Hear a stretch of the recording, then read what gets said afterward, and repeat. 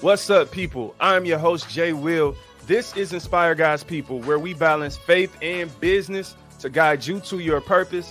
Welcome to episode 184, Jesus and Sneakers, with our guest, Bree Wheeler. Bree's going to be joining the show in a second. Let me tell you just a little bit about her. She's an innovator, a marketer, a creative, a founder.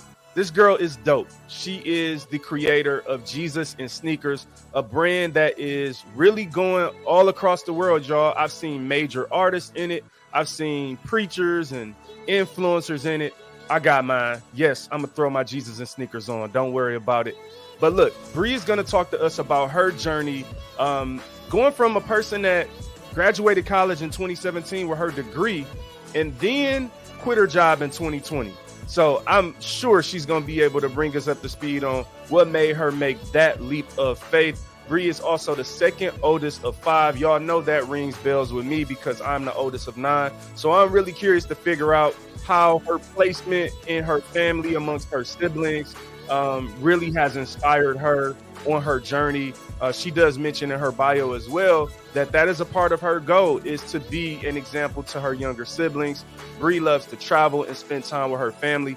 And most of all, I really want to know what's next and how she has incorporated Jesus into a brand and had such success. Of course, that happens. It's an amazing thing to see. This is a show about faith in business. So if you're an entrepreneur, a creative, you're a professional, and you're trying to figure out, how do I balance my faith in my business? How do I grow my business while also being really overt with my faith? I think Jesus and Sneakers is a really creative and dope brand to explore. And Bree just has a good personality. I've been around her. Actually, I've been around her recently. I don't even know if she know. We were kind of close to each other at my homeboy Gerard Brooks' pastoral and installation. I can talk, people. His pastoral installation. We sat kind of close to each other, but I didn't get to speak to her because we were in the service. I don't even know if she know that, so she knows now. Other than that, listen, it's going to be a great show. We're going to really have a great time. I really want you to be inspired, and so we're going to ask her questions that are going to touch you and help you on your journey, because that's what this show is all about. Please like, share, comment, tell somebody about this show. Most of all, subscribe. We're on YouTube at Inspire God's People. We're also on Instagram at Inspire God's People, where we're sharing daily inspirational videos to help you on your journey. And we got more content like this coming. But for now, sit back, relax, and enjoy the inspiration.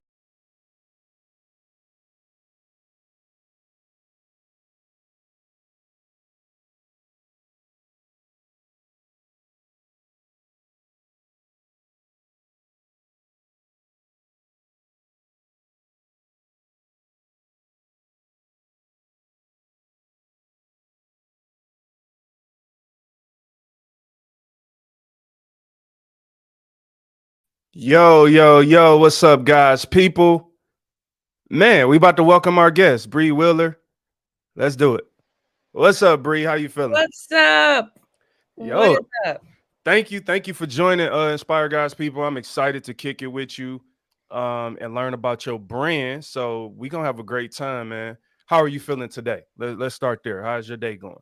My day is going well. I'm a little tired, but I am good to say the least. I know the feeling. I know the feeling. It's definitely especially rough coming back from the holidays or whatever, but you know what I'm saying? We're gonna wake each other up with Yeah, this interview. You know wake what I'm on saying? up, This people. conversation. We're gonna wake each other up. All right, Bree. So look, you are from the Metro Detroit area, like myself. I grew up on the east side of Detroit. I believe you grew up in Ypsilanti, if I'm not mistaken. Yes, yes. Tell me about that. How was it growing up in Ypsilanti? Ypsilanti is definitely not Detroit. And so I have this thing of I feel like I'm from Detroit. Like I want to be from Detroit, but I'm not. So I say that I'm from Detroit Salanti. And people literally I hate love that it. because I have no inch of Detroit in me. I'm literally from the city of Ypsilanti. So not too much happens out here. I went to school out here. I went to high school out here. I graduated at Eastern Michigan in 2017 with my bachelor's of science in nonprofit administration. So this, I'm not even. We'll get to if we get to that point. It's all Yeah. gonna make sense. But You're probably like, what nonprofit? Doesn't make sense, but I have a story about that. So Ypsilanti is cool. It's chill, it's laid back. Not a lot happens out here, but a lot of my life doesn't happen here. So that's like that's the difference, right now. So I'm just chilling right now until I move. So that's dope. Like actually, my first year and a half of college, I went to EMU. So I've also gone to Eastern Michigan University, and lived on campus out there. So, I know a little bit about Ypsilanti and Puffer Reds. That's where we used to go get our J's from. Yeah, So look, we got a little history already right for there sure. with Ypsilanti. So Bree, I'm wondering, like you said, Ypsilanti is definitely different than Detroit. And for people who haven't been to Michigan or don't know like the landscape or structure of Detroit, you pretty Mhm. much have Detroit as the central city and Right. a bunch of these smaller cities around it, but Pontiac, Southfield, like people got their own personalities. It's weird how you could really be so close, 20, 30 minutes from each other, but be so different. So I'm Right. wondering, like, what was your personality like? What was your reputation growing up? Like, what do people know Bree for? Oh, so funny that you say. I was a loner in high school. I had friends, but I kind of kept to myself. I played basketball. I went to church. So you probably know me as the basketball player that was always falling, and the church girl. So, I really didn't have a poor reputation, which is what I'm glad about. I was raised in a solid household and by solid individuals, and those individuals, including my mom, my father. They were separate households, but my grandparents, they all practically raised me, and so I was raised upon respect and honor and dignity, like all these type of things. So I never had a poor reputation, but I did leave high school in the 10th grade to go to school at Eastern. So they had a program called Early College Alliance, which is where I took college classes in high school. So I've had a wave of different, and I was also homeschooled too. So I didn't get into the public school system until second grade. So I've had a interesting education history. And so I was able to, like, track that, and then also just kind of just go with the flow, like play basketball in high school. Then I stopped playing basketball because I got a job at an ice cream shop called Cold Stone. And so Love it. um, I was really upset about that because I really wanted to play. And then I eventually wanted to go to college, but I'm like, I'm not really feeling college ball. Let's see what happens. And so going to Eastern in high school, that's like a huge, people don't talk about that. Like Yeah. that's big. And so um, you know, being a 10th grader on a college campus with like 18, 19, 20-year olds and all the other stuff, it's a huge transition. But it's something that you get used to. And I'm glad I went through it because it prepared me for the transition into college, to the point to where um, I was well prepared for the times to come. So I'm grateful. I graduated. I think I graduated on time. I really want to graduate early so I can be like, I graduated early from y'all Right. little peoples. I was about to say a different word. But, but I just, like I said, I have an interesting education history, but I don't regret it at all. I definitely, sometimes when I share this story, I'm just like, wow, I was actually homeschooled. And sometimes I forget about that, but that's an important part of who I am today. So, So when you went to college in the 10th grade, you stayed on the campus, like overnight stay on the campus, like live there? no, Okay. wasn't even, didn't even live there. I stayed not too far from campus. And so I just took classes there. And so what they had was prep courses, right? So you would take these preparatory college courses to prepare you for the actual college course. And so you would basically have the same school schedule as you would in high school. And then after a while, once you pass that portion of the courses, they're like, all right, you're ready for the college classes. Let's get you enrolled into those. That's dope. So you got this young lady that is a basketball playing church girl, homeschool, go to college early, a bunch of unique experiences. I would imagine that in some way that has given you at least a diverse view of different situations in life. Like, because a lot of us, we grow up one way, like, oh, I grew up in the city, or you grew up in public school, whatever it may be. I'll speak for myself from this regard. I grew up home churched and organizationally church. So Hmm. at my mom's house, we were home church. Go to my dad's house, we go to, a church in the city. And so just having that perspective for me gave me these diverse views, and I can always look at things a little different from people on both sides. So I'm wondering for you, like, as you've kind of grown through your life, do you pull back on those experiences, or do you notice now as an adult how those experiences shaped you, and if so, like, in what way did they kind of shape you? Absolutely. I totally believe that nothing is wasted. And so, from the time I've been homeschooled to the time of me taking college classes in high school, it has definitely given me a different sense of life. I don't have, when I say this with, um, I don't want to offend anybody when I say this, but I don't have like a sad story, growing up. And so I've been very fortunate with the way with my childhood. And so I take those experiences that they're not, similar to the sad story experiences, but they're still relevant to who I am today. And so, just pulling on those homeschool experiences, like being at home and being taught, like I don't have a teacher. My grandma wasn't a certified teacher, so I don't know how she did it, but she did it. Right. Because obviously I made it quite all right today. So, it's it definitely has shaped a lot, and I really pull on the college experience.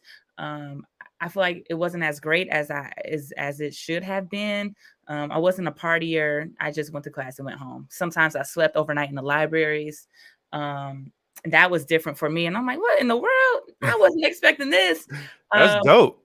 but I've always been a hard worker, successful in school, got the A's and the B's and stuff like that. College didn't really it didn't really happen that way. I was getting C's and D's in college, but C's and D's pass, It okay, happens. in, It happens for in us. Look, college. So it worked for me.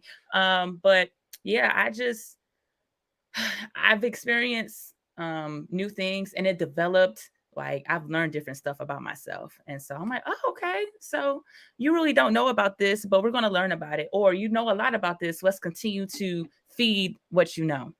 I love it. That's dope. Like, and to your point, like, even you saying you don't have a sad story, to me, I'm wondering, and I don't know you really that well, but I'm just wondering if you are like an optimist, and some of like even how you view things are it's your perspective. Because, and I think this is a good thing, because like you, it sounds like you mentioned that maybe you from a broken home. You mentioned different homes. I don't know if that mean a broken home or not, but like some people could use that and spin that and make that a sad story. So I just kind of commend the fact of like it might be even a blessing to have the perspective of like not viewing your life through a sad story. Hmm. And I'm sure that has something to do with being able to overcome and have success. So let's talk a little bit about Jesus and sneakers. So, like, first things first, let me just say Jesus and sneakers is dope to me. I love simple things that catch your attention, and for whatever reason, like, it's just easy. It's like easy on the eye, and you Hmm. could look at it and be like, oh, that's simple, almost like Detroit versus everybody, right?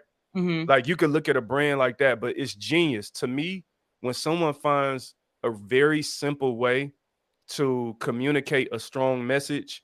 Like, I view it as like I'm impressed by that. Like, wow, that's dope. Like, and people copy that type of stuff. I've actually seen people do some stuff that I'm kind of like, oh, they kind of copying what you do. But I don't want to, not even being negative. I'm just saying, like, I've seen things. I'm like, oh, that kind of seemed like they putting a twist on it. Hmm. But I want to know, where did the Jesus and sneakers idea, the name, like, how did you come up with this brand name? Yeah. So, um, people ask me this quite often. And so I literally give them the same response. My response has not changed since I've been asked this question. So, I was working for a cosmetics company last year. Oh, wait, no, 2 years ago, around this time. And so I was surrounded by different women who were pursuing different things. And so at the time, I had Fashion Be Humble, which is the overarching business for those who don't know. I have Fashion Be Humble, and then I have Jesus Plus Sneakers, Jesus Plus Heels, and Jesus is Everywhere. And soon I'm gonna make the announcement here. This is the first. Y'all should feel blessed. Okay, let's do it. I am going to release Jesus Plus Crocs. That's Maybe dope. this year or maybe sometime next year. I don't next year for I sure, but I don't know love if it. I'll release it this year. So y'all are the first to know. Y'all got first dibs. So congratulations. Wow. So Wow. so I have these four things, right? And so I was in this space with these women, and I'm like, dang, like I have Fashion Me Humble, but I wasn't doing nothing with it. Like it was one of those things where I started it. It was a pandemic business. I started it, quit my job, and I'm pretty sure we're going to go into that a little bit later. But For um, sure. and I wanted to do Fashion Me Humble full time, but I kind of pulled away because it was just like too much. I'm like, I don't know what to do. I don't know what product. I just don't know what to do. And so I abandoned it honestly for a year. And so being in that space, like I said, just kind of inspired me and pursued me to revisit Fashion Me Humble, but I did not know how to do it. I didn't know how to do it. So I was walking with a friend at Somerset Mall. If y'all know about Somerset Mall, there's a rich side, and then you got the regular side. So we was walking on the rich side or whatever. Right. And so I promise you, Jay, like I wasn't thinking about nothing. Like Jesus is always on my mind, but Right. I wasn't thinking about nothing, no sneakers. I wasn't thinking about merchandise. I was not thinking about nothing. And Right. then just like that, I literally heard and saw Jesus Plus Sneakers. And I was just like, what? Like saw the design, saw the name and everything. It was just kind of like a raindrop, just like fell. And so the person I was with at the time, I said, hey, what do you think about these two combinations together? They was like, I think that's fire. I think that's lit. I think that's dope. I said, bet. So I think that following day or that same day, I went home and I went on to a design website and I started playing with different colors and different designs. And so the first um, design that I did was the yellow crew neck. So the yellow crew neck with the white box and the black letters.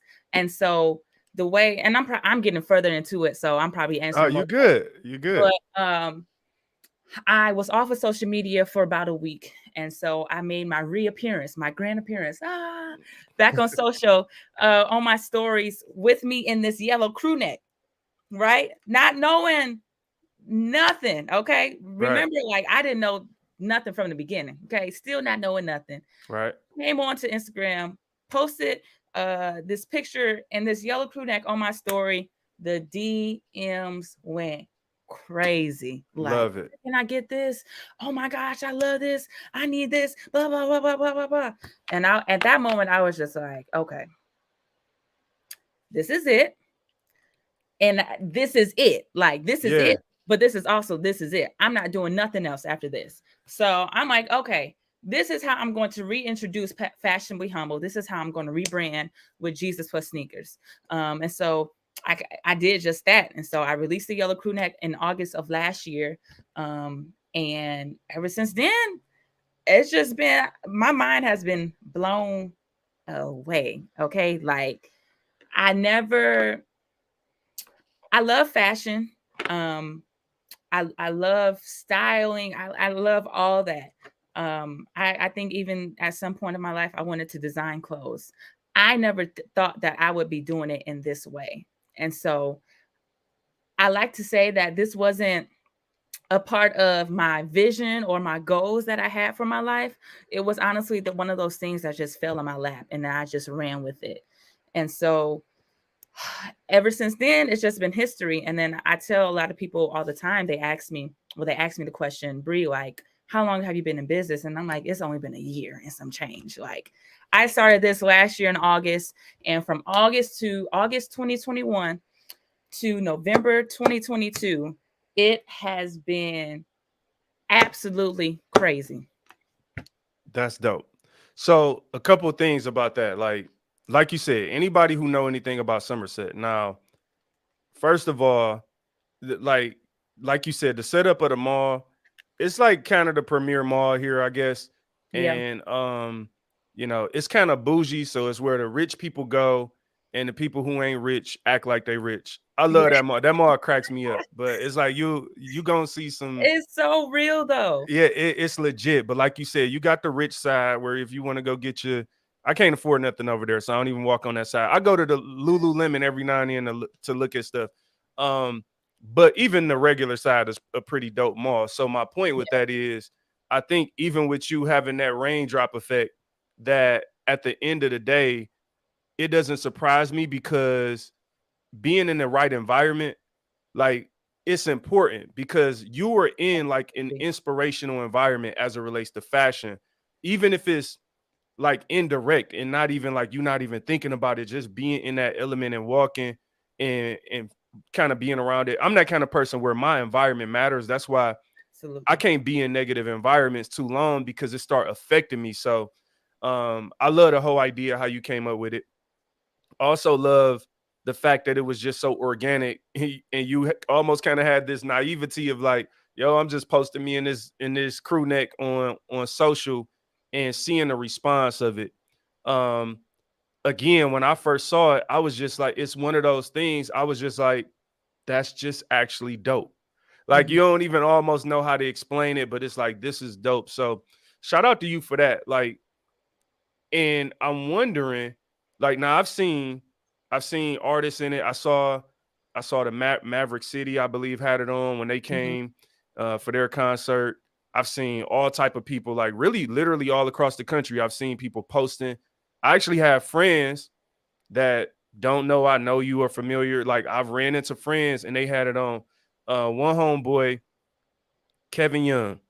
I saw him about a month ago, and Mhm. he said he wore his to his homecoming in Clark in Atlanta. And he was like, people were going crazy. He wore it with some Jordan 1s. He's like, man, people was going crazy over this crew neck. Yeah. And so I just want to like ask you real quick on that. Like, how surreal is it when you start seeing other people or hearing people that you don't know, or just kind of seeing the effect of something that just hit you out of nowhere, the raindrop effect, as my brother Darius saying on here. Right. I saw that. What up, Darius? And everybody that's tuning in, thank you guys for watching. It actually it brings me to tears, honestly. And as I say this right now, I kind of feel my eyes watering because Let it out. I Listen, people, not I tonight, want you to cry on this podcast. We not could use the ratings. tonight, I'm not joking. I'm joking. Go ahead. I don't want nobody screen recording me crying. But honestly, Jay, like it's really like I laugh a lot. I laugh at God a lot because he's just like so funny. Because it's just like, what is you doing, my baby? It's really, really surreal just for me to even just look out into crowds or turn my head and see the product just in the room. I don't have no words. It's really humbling. I'm extremely, extremely, extremely grateful that God has given me a piece that is so relevant to our culture, to our era. Everybody is wearing sneakers. People are wearing sneakers in they sleep. Okay, people are Right. wearing it at their weddings. With suits. Right. They wearing it in their workplace. They're allowing sneakers in the workplace now. That's And so facts. that the culture is shifting. Even with the sneakers alone, like we have seen the creativity level in sneakers like go crazy. Like the sneakers that they have now, these weren't the same sneakers 10, 15 years ago, like even At 5 years all. ago. And so I just really count it an honor for me to have a piece that represents who people are, that identifies with people, and that is just, it carries longevity. You know what I'm saying? Jesus ain't going nowhere, and sneakers, for as long as we live, as long as Nike is in existence, as long as Adidas and um all these names and brands are in existence, there will always, always, always, always be a Jesus plus sneakers. I Um, love that. and so that right there is just so like, Jesus, baby, what is you Yeah, doing? Like, I love it. literally. So I'm really grateful. And it's just like I'm represented in rooms that I'm not even in. So people, I get messages all the time, Jay, like, Bree, I just saw Jesus and sneakers at the Orchard Mill. Or Bree, I just saw Jesus and sneakers at the movies. Like, I get messages all the time. And just how your homeboy Kevin Young said that people was going crazy.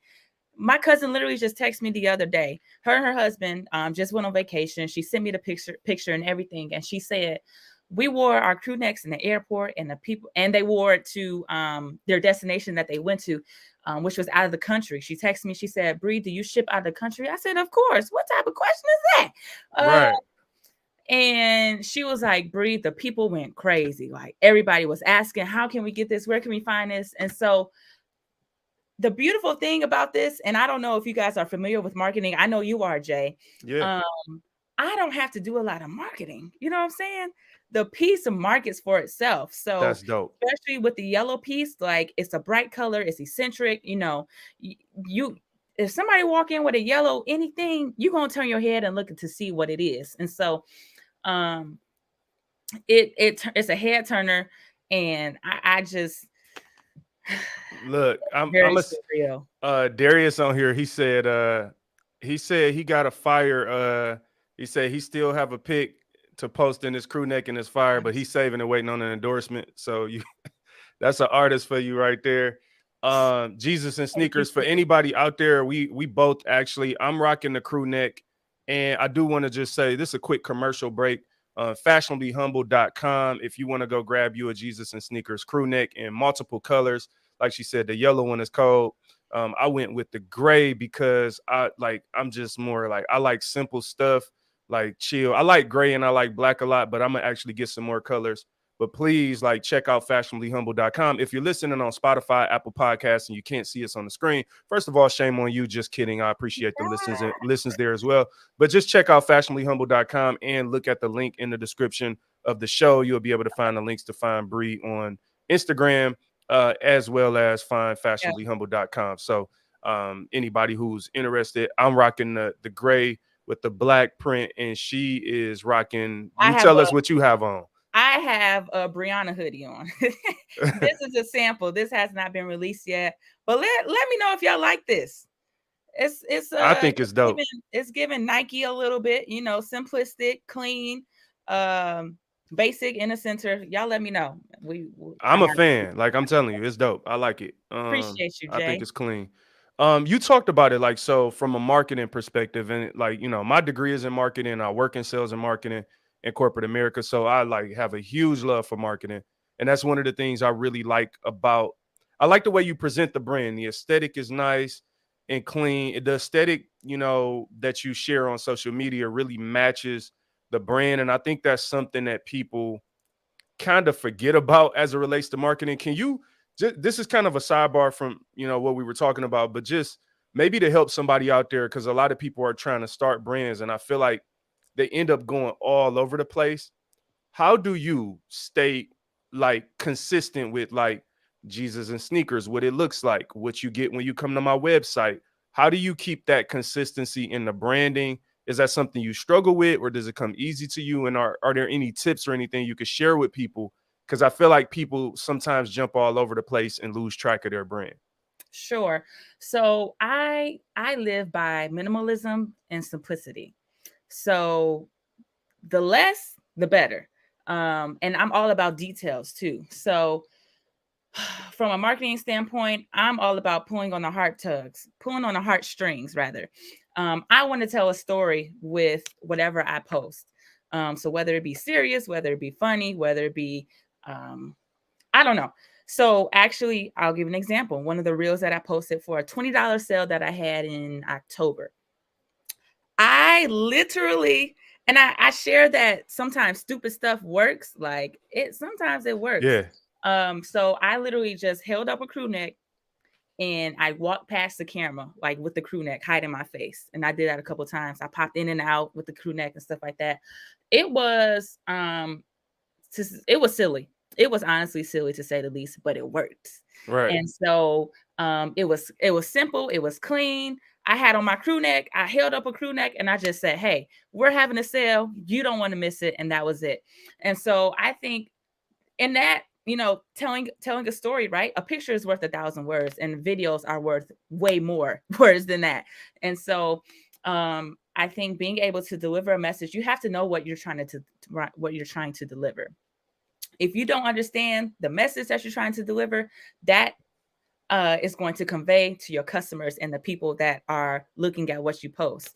And so I think one, understanding what you're trying to say first and foremost. What is your message? What is your mission? What is your vision? And then two, creating that mission and that message to be simple for like the most complicated person ever, right? So how can I get an 80-year-old to understand my message, and how could I get a 12-year-old to understand my message?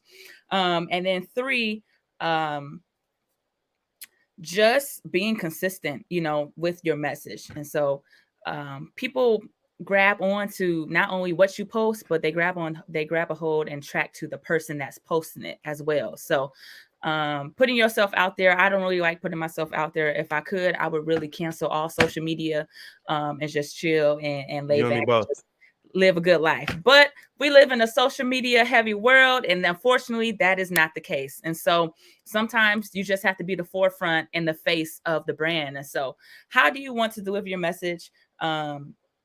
Through your personality. Like, people say that I have a cool personality. I can give you serious and I can also give you playing at the same time. I know how to balance and I know when to cut it off. So feeding into that personality, feeding into who you really are, be yourself, right? So as a small business owner, my goal is to be myself. And so people can relate to that when you're yourself. Hopefully I answered the question to the listeners. If not, feel free to shoot me an email or a DM, be like, "Hey, I don't think you answered my question. Let's dig this a little deeper." That's dope. No, and I actually do think you have a dope personality. Like, you have a real engaging, welcoming personality. And I think authenticity, like you talked about maybe the silliness of kind of holding up the crew neck and walking by, but one of the most important aspects of branding that I think people overlook is tapping into the authenticity of who you are. So Yeah. maybe if I do that same post, it's not that successful because it's like, Jay, that's not really you. And Yeah. sometimes people are looking at other people and simply copying. But when we sharing stuff like this, for the listeners out there, it's really for you to be like, who am I authentically? And it sounds like, Bree, based on what you consistently saying about your personality, people say those things about you and it comes forth in your marketing and branding. So your marketing and branding is true to who you are versus you trying to like brand something that's false. So I do have a question though. So how successful or impactful was the post for the sale? Like, you walked past with the crew neck, and what was the response to that? It was crazy. So that video, I don't even know how. So I did an email for the sale. I did a post. I did a graphic. I posted a graphic first, and then I did a video. Reels is top notch. So you might don't throw away the pictures, but I'm just letting you know you got to do some video content. And I think I did another reel. I don't know how in the world. Like, I think I majority of the customers were new. But I like to share as an inspiration, not as a boast. That with that sale, and I think I promoted it for like maybe 2 days, if that. With that sale, I was able to generate $10,000 in 2.5 days. Love And it. I on the Friday that I did the sale, on the Saturday that I did the sale, the phone was going crazy.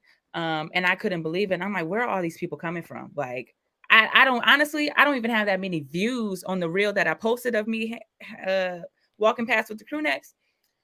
I don't know how. Like, it was literally God. And I've never done a $20 sale. That would probably be my first and my And last. last, right? Hey, and uh, look, I'm not mad at it. That's what makes it impactful. Darius on here said he got two. Crystal Francis said get you one, two, or three. I'm not mad at that. get Um, them all. and then we got William George Harold Brooks said good insight on the marketing piece.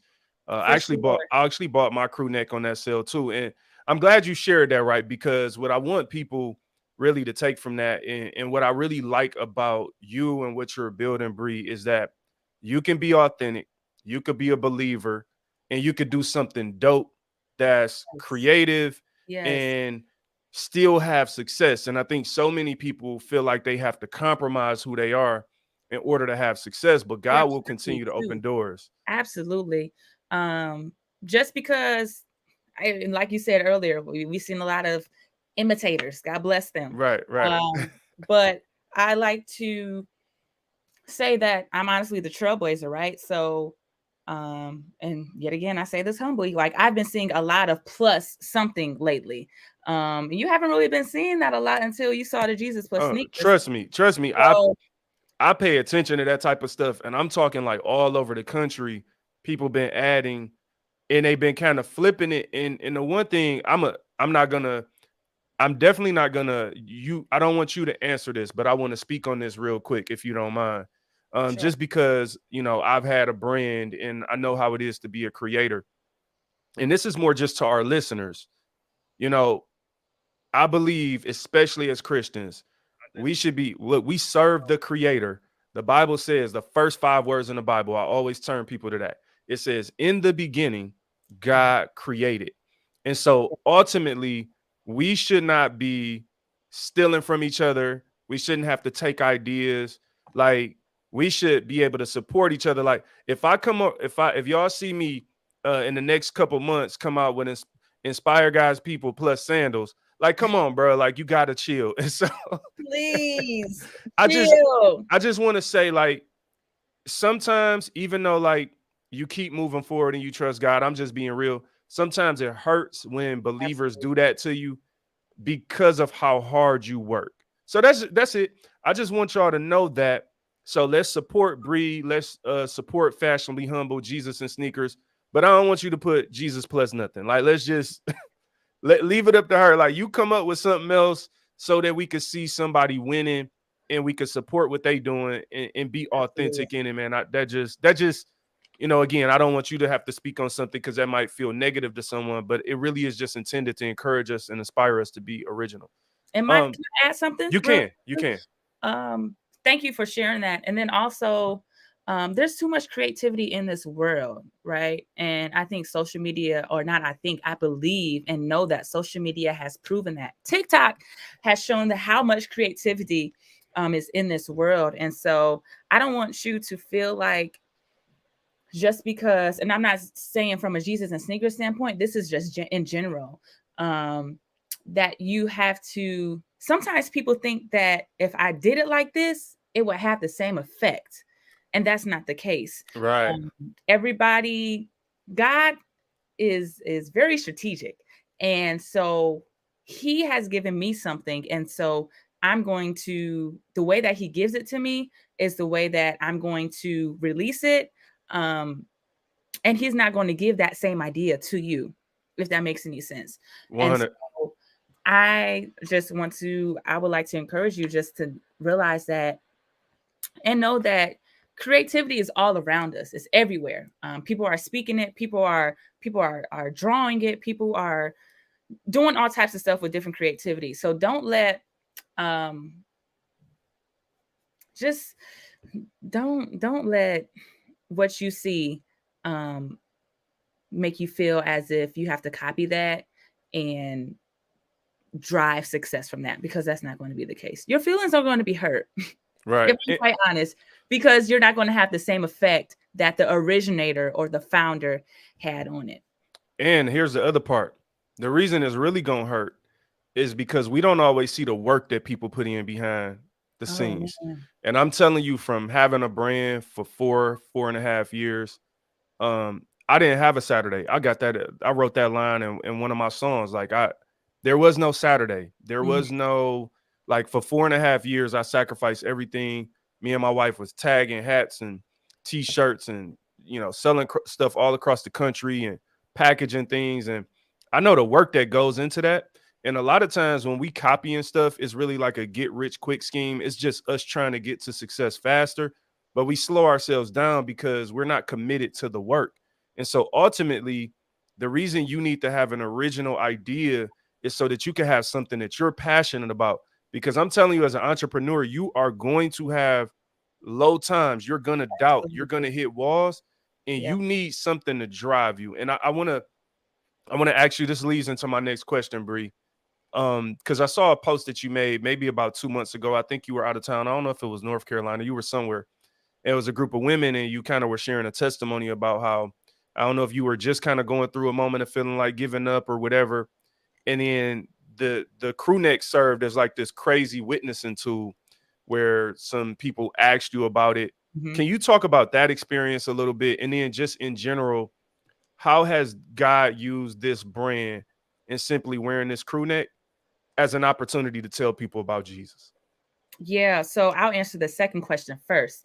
Okay. It is honestly a ministry tool and a evangelism tool. People, I get testimonies and stories all the time of people getting stopped and asked about this.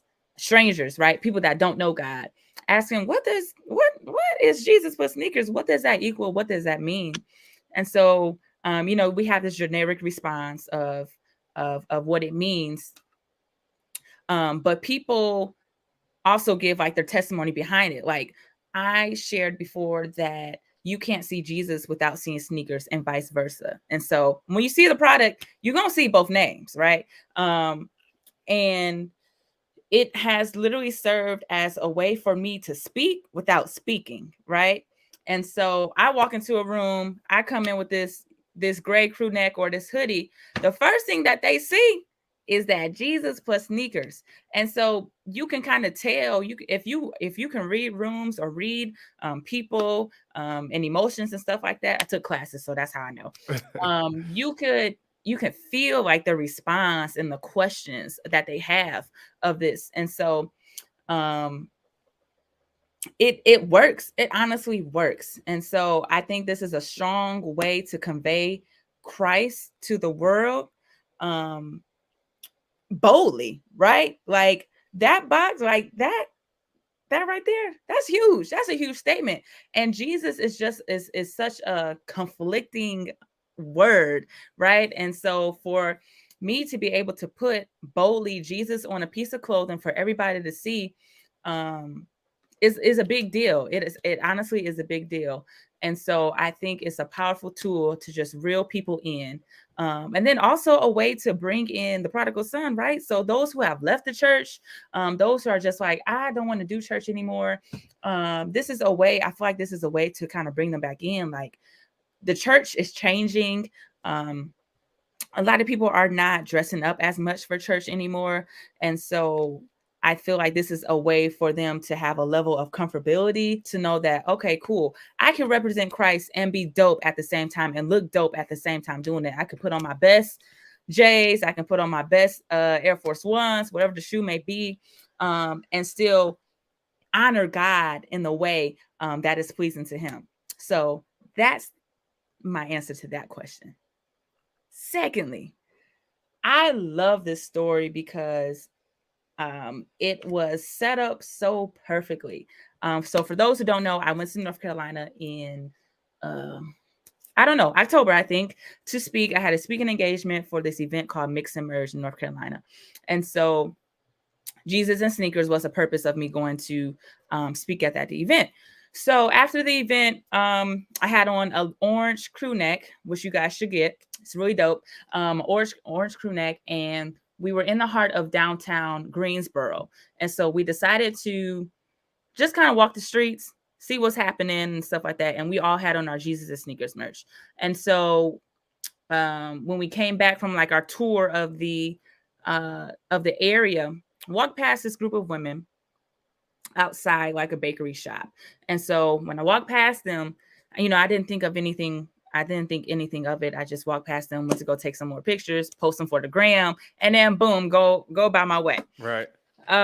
So when I came back, it was like a whole bunch of them. And I was like, what is going on here? And so I go back to that statement of you can feel people looking at you and staring at you. That's literally how it felt as we were walking. So it was like women on both sides. So it was kind of like a Soul Train setup. So we just kind of walking in the middle of the sidewalk, and I got women over here staring at me and women over here staring at me, and I'm Wow. just like, this is a little awkward, but okay. So one of the ladies was just like spoke up and said, "Jesus and sneakers. I love that. I like that." And so I kept walking. Jay, I was tired. Okay.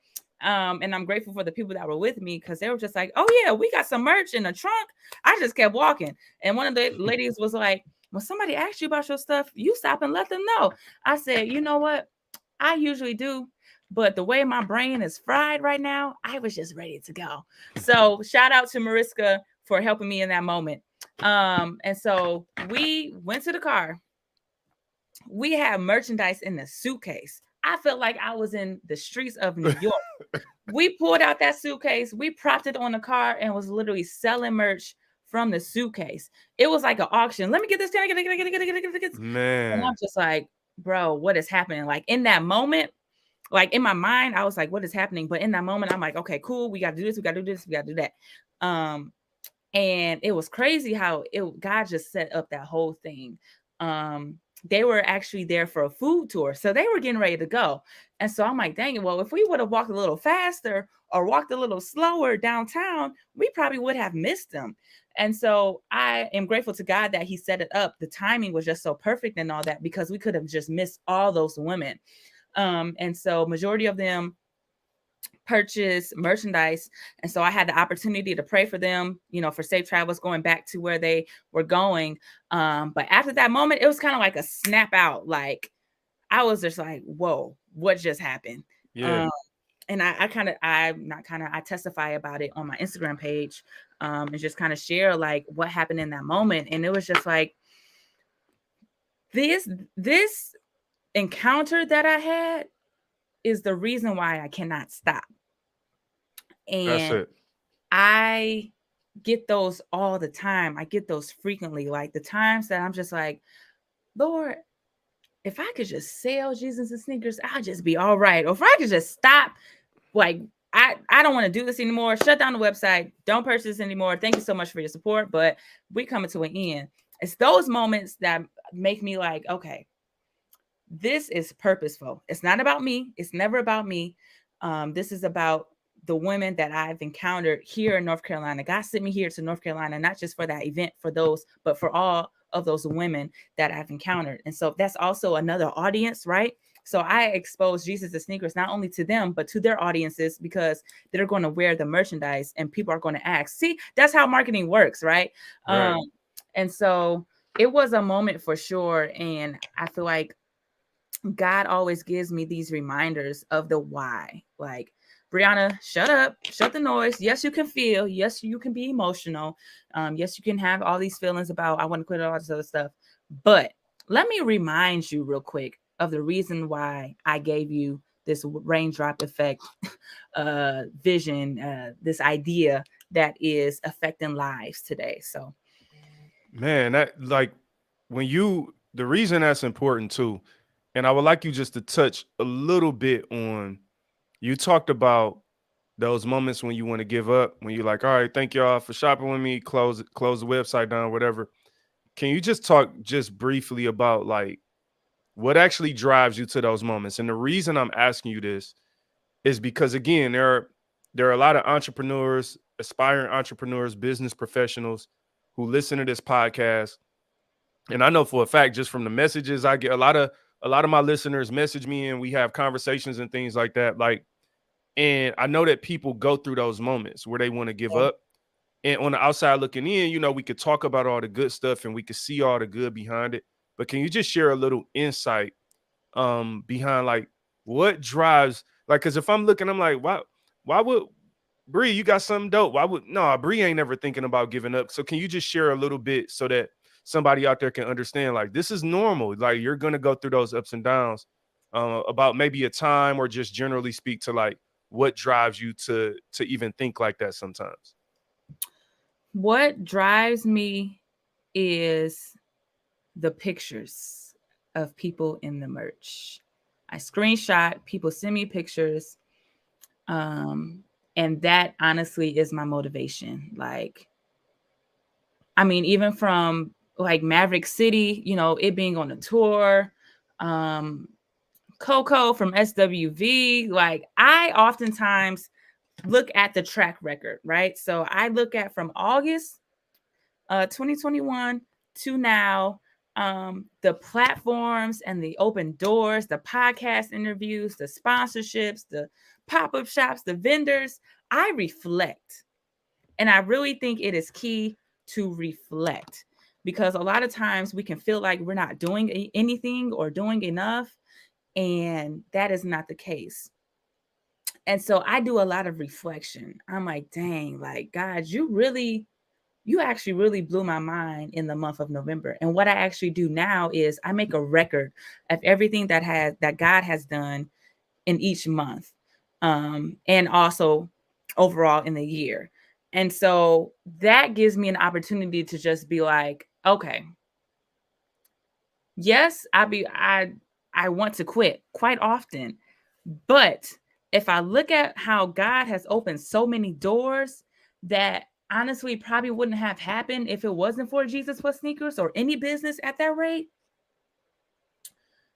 I don't like, there's no way that I could quit. Like, there's no way that I can quit. I actually shared with a friend more recently. I said, if what God did for me this year is magnified and intensified for 2023, I have a lot to look forward to. Like, there is no way that I could push this aside. Like, I put too much money.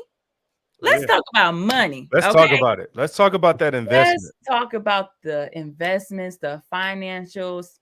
I have I've received seeds. People have sown into Jesus Plus Sneakers. People have sponsored. People want to invest. I have personally invested my own paychecks from my job to make sure that customers can have crew necks. Do you know how painful that is? Like, I want to pocket this money, but I got to shell out $1,500 for customers to be satisfied. That right there can make somebody want to cuss. Seriously, like I I got to feel give you you. my hard-earned. Like, I have to give a business to make the stuff my hard-earned money. And I don't cuss, by the way. Let me just throw that in there. But I was just being super dramatic. But I have to give my hard-earned money to this business to make sure that customers are satisfied with a product that is literally like changing lives. Dang, I don't want to do this no more. So now I got to figure out, well, how can I make revenue from these sales so I wouldn't have to use my own personal money anymore. And so sometimes, y'all, just being real, you're going to have to, it takes money to make money. I understand that more now than I ever understood it before. Like, sometimes you're going to have to pull from them. If you still work a job, I still actually work a part-time gig. So if you still work a job, sometimes you're going to have to pull a lump sum of change from that check to make sure that the business can still be sustained. And if it can't, it's okay. Do something crazy to make sure that you can get sales. Have a sale, to generate sales. And so you just got to kind of do different things that work for you. But money is an issue. I think self-sabotage, is an issue. You can see what somebody else is doing, and you may feel like what you're doing is not enough. You can be overwhelmed. You can be stressed out. You could honestly, comparison is a thief of joy. You can compare yourself to somebody that has been in this game longer or has been in this game not as long as you, but is doing way better than you. It's a whole thing. Like, it's a whole thing, but you have to understand that what you have been given is special and nobody can take that away from you. But it's your job to make sure that you convey this message as strong as you can, and deliver it as strong as you can to the best of your ability, being your authentic self. And so, I know I kind of was like all over the place with that, but it kind of all circles together. Nah. Like, yes, I have all these issues, but you have to reflect and remember why, and understand that you're making an investment into something that's going to grow bigger than what you can imagine, right? And so Yes, I got a pool. Sometimes I got to ask people for money. Be like, hey, like, I'm not going to tell you what I need it for, but can I just borrow $50 just so I can get a couple crew necks or a couple t-shirts or a couple hoodies? I haven't had this experience, but this is just real stuff, right? Everybody is moving into the entrepreneurial world. You know, a lot of people are business owners now, small business owners, and so people think it's just like a piece of cake, and it's not. Like, I'm about to just start a t-shirt line and it's about to be successful. No, if you're famous and you got a good track record or a huge following, that's possibly the case. But for someone like me, a lot of people don't, didn't know me, and some people still don't know me. um Starting from scratch, right, and by myself too, that's another thing. Starting from scratch by myself, trying to push a message out that I felt like at the time would do well.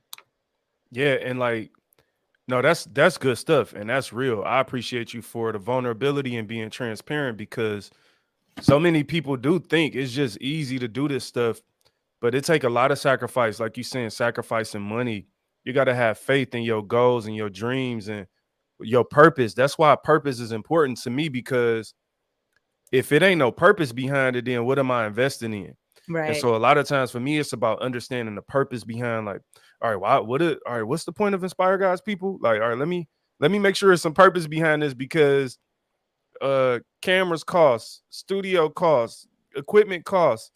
I Yeah. don't make money from this yet. I don't have no big sponsors. So I think it's important to share those aspects of running a business or going after your dream, because it's a lot of people out there that think they could cut corners. And I'm gonna be real, even for people, even if a person is famous or something, a lot of them fronting too, because one thing about business is that there's revenue and then there's profit.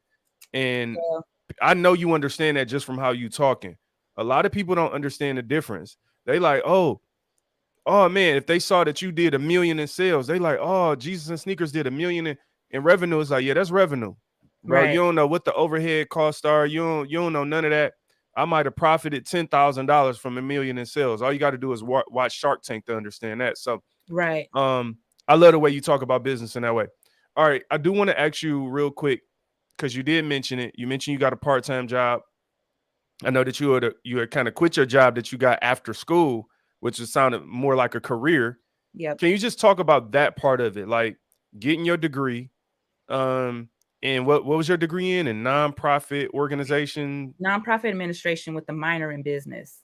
Okay, so getting your degree in nonprofit administration with a minor in business, getting a career, and this was like 2017, if I'm not mistaken. So we're talking about in the last 5 years, Hmm. and then leaving that career, then being, finding yourself where you are now, having the success, but also having the struggles as an entrepreneur. Can you just talk about that little bit of time real quick? What a time to be alive. I That quitting my job was a huge decision um, to make. I prayed about it, of course, but it just was not serving. Like, it wasn't doing. It just wasn't serving, and so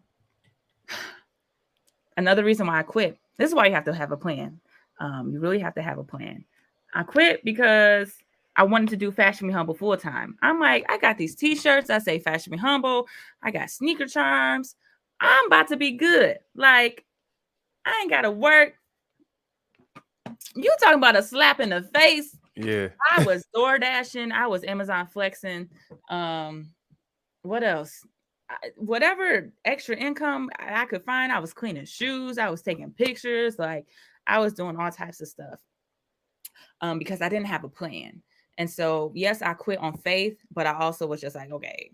At the time, I wasn't like as like strong as I am now. I don't think I was like really obedient. Like, that's I another. feel you. I Um, feel you. but I felt like I quit. Sometimes I felt like I quit prematurely. I had to present this quitting of my job to my mom, to my grandparents, and they were just like, "Girl, you are crazy." And I'm like, "I know. I don't know what I just did, but I just quit my job." And the crazy thing is, I can't go back and be like, "Actually, I want my job back." Nope. it's a wraps. So Yeah. I was literally depending. I literally was like, okay, I'm gonna quit my job and I'm gonna depend on DoorDash. I'm gonna depend on Amazon to make me some money. I'm gonna depend on shoe cleaning. I'm gonna depend on picture taking. All that fell through the cracks. Literally fell through the cracks. And I'm just like, dang, I'm struggling right now. Like, I ain't got no job. I'm really not trying to go back to 9 to 5 because I feel like it's pulling me away what from creativity. And yeah, I don't know about this. So that's when I like a few months into that, I started working for the cosmetics company. Thank God for them. So, but in the meantime, in between time, that decision of quitting your job, not having any more benefits, not having any consistent income, um, that's not an easy thing to do. That's heavy. That That's is heavy. really, really heavy. And especially when you get backlash from your family, especially when you feel like you wasn't obedient, like, dang God, I didn't obey you. That's crazy. Right. Especially when you feel like your plans that you had are not working. It's just like, dog, I don't know what to do. And then at the time, Jay, I was still selling stuff, but I wasn't getting enough sales for me to live off of. So it was a struggle. Like, I haven't been able to pay mine. And I'm just being super transparent. Like, at this rate, I don't even care. Right. I wasn't able to pay like any bills. My car never got repossessed, praise God. But it was just like I wasn't able to pay my rent. I wasn't able to pay my phone bill. Like, I was not able to pay. I was not able to live. And so it was a struggle for a long, long, long while. And I thought that I made the worst decision ever. Honestly, I'm like, dang. Like I said, I can't even go back. I can't go back and be like, yo, can I get my job back? Like, Right. do that. But the beautiful thing, this is why I say nothing is wasted at the beginning. The beautiful thing about this is that I was able to tap into this level of creativity that was always in me, but I never knew I had. And so I was able to at my job, I learned Photoshop. So I was making graphic designs. Um, I was learning how to edit pictures. I was already into video and video editing and stuff like that. So I started doing more of that. I wasn't necessarily making income from it, but I was tapping more into it. And so um that put me in a position to be able to take pictures for people. Like, I was able to put myself out there and be like, hey, I'm doing a camera sale or photography sale for a certain amount of time for $50. I'll take your pictures. And that's when like things started rolling in. Like, Right. I feel like I'm a side hustle queen. I'm going to find a way to find me some money. Okay. Right. Whether I got to wash some cars or babysit something, I'm gonna find some way to give me some money. And so these side hustles and this creativity started to kick in, and I'm like, okay, I like this. Like, I like that I can create something and it be good. And so I actually started tapping more into that after I started working for the cosmetics company. But it wasn't an easy transition. And even now, like, I work a part-time gig, and um, it's for me to catch up on what I missed, right? And so I don't want to dig just into the business revenue or the business sales all the time. Like, thank God that it's there, but I have a business to build, and Jesus and Sneakers is more than me, and I'm trying to expand. And so I picked up a part-time gig so I can catch up on what was left behind. And so it's been working. Like, at first I was like ashamed, like, dang, people probably think that's another thing too. We got to have another podcast about people Right. please, what people think. That's a whole different thing. Facts. Um, but I'm just like, dang, like, this kind of sucks that I have to pick up a job, but I got to do what I got to do. At the end of the day, you got to do what you got to do. People ain't paying your bills, right? Jesus and Sneakers can honestly, I can live off that, but I'm just kind of, I'm not really comfortable yet Right. to do it full time. And yes, to answer your question, I do not do Jesus and Sneakers full time yet. But you just kind of have to find your way. Like, sometimes you gotta lose to win, right? And so I lost a lot of stuff. Most times you got to lose to win. Most times, absolutely, you have to lose to win. And so you take those losses and you build upon them. Nothing is wasted. So everything that has happened from that time of me quitting my job to tapping into my creativity worked because I use it now. I love that you said nothing is wasted, and um, Malik down here said the process. Man, um, um, that process and that vulnerability, like I'm hoping that the listeners out there, if you listen and you starting a business, and it's not just like literally a business, you could be a pastor, you can be starting anything. yeah, Like what you just laid out, Bree, is the reality of the process. So many of us, we trying to compete with our friends.